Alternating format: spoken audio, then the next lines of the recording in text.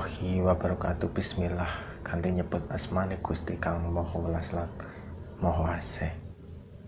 Pernahkah kita bertanya pada diri kita sendiri atau bertanya kepada sesepuh atau orang-orang tua yang pada zaman dahulu hidupnya kayaknya kok mudah, enak, berkecukupan atau berkelimpahan, malah mereka banyak memiliki tanah, mereka banyak memiliki suatu harta, emas dan sebagainya, padahal mereka kalau dilihat dari sisi pekerjaan kayaknya bekerja secara biasa-biasa saja.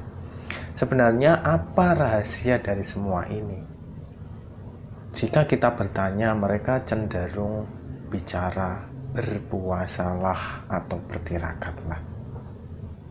Pernahkah kita menyadari makna dari berpuasa atau bertirakat? Mungkin kita menganggap hal ini adalah hal sepele atau hal yang tidak ada artinya atau tidak ada gunanya. Tapi dengan berpuasa atau bertirakat atau yang biasa disebut dengan laku prihatin, itu adalah cara mereka mengendalikan diri mereka. Di mana cara prihatin adalah memperlakukan diri untuk berlaku atau bersifat sedemikian rupa di dalam berpasrah kepada Tuhannya. Mereka tidak muluk-muluk. Jika ingin makan tidak harus pergi ke tempat-tempat yang wah misalnya. Mereka cukup seadanya saja. Kalau ada garam, mereka makan dengan garam. Kalau ada sambal, mereka makan dengan sambal. Mereka cenderung mengambil bahan-bahan yang ada di alam sekitar.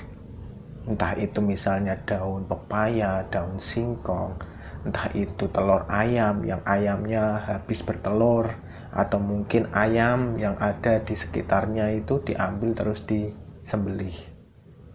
Ini adalah salah satu laku tirakat atau laku prihatin. Tapi orang-orang yang lebih dalam lagi, yang lebih mengetahui lagi, mereka cenderung berlaku prihatin itu dengan cara berpuasa. Kecenderungannya mereka berpuasa untuk diri mereka sendiri dan keluarga yang mereka miliki.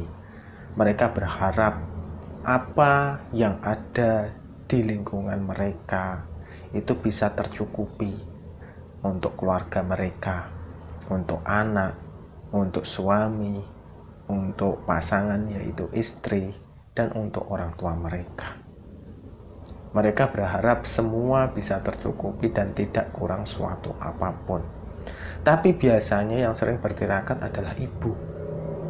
Ibu biasanya sering bertirakat untuk dirinya, untuk keluarganya, untuk suaminya, dan untuk anak-anaknya, anak keturunannya.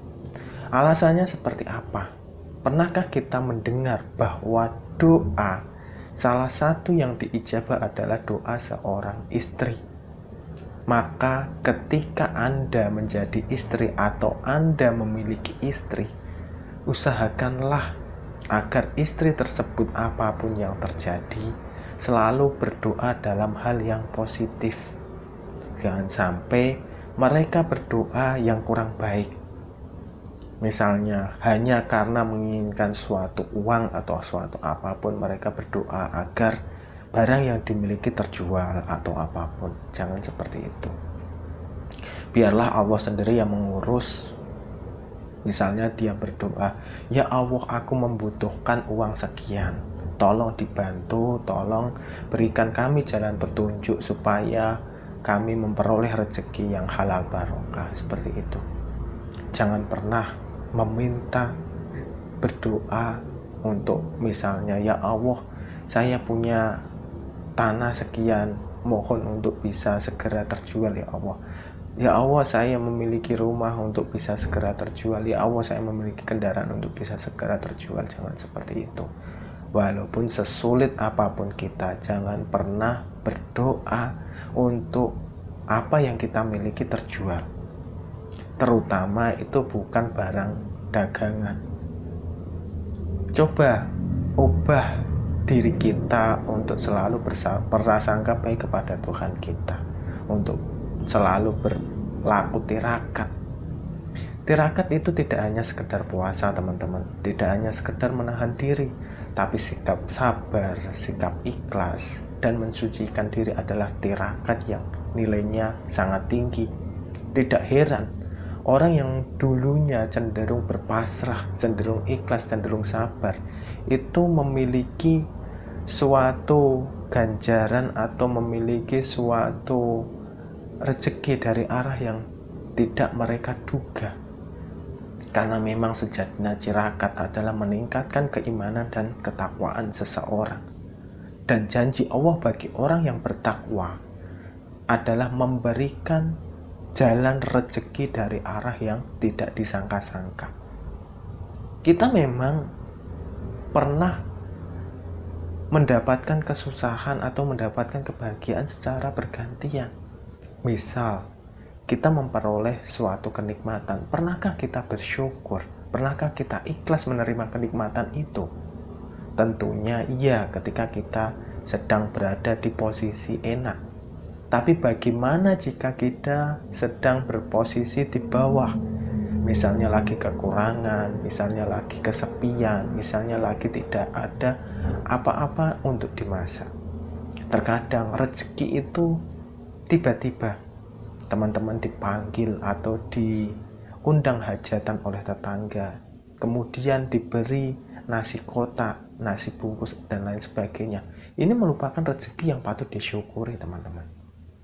Rezeki tidak hanya uang, rezeki bisa kesehatan, bisa keajaiban, bisa keberuntungan, bisa pasangan yang menyejukkan hati dan menyenangkan hati, yang rezekeni, anak-anak yang soleh-solehah, dan lain sebagainya. Ini adalah rezeki. Syukuri apa yang Anda miliki. Jangan pernah membandingkan suatu yang Anda miliki dengan yang orang lain miliki. Ingatlah bahwa setiap manusia itu berjuang dengan ujiannya masing-masing. Tidak ada manusia yang bebas tanpa ujian, tidak ada. Jika kekurangan, maka kembalikanlah kepada Allah, niscaya Allah akan memberikan jalan dengan caranya sendiri. Semoga bermanfaat dan sampai jumpa di video yang lainnya.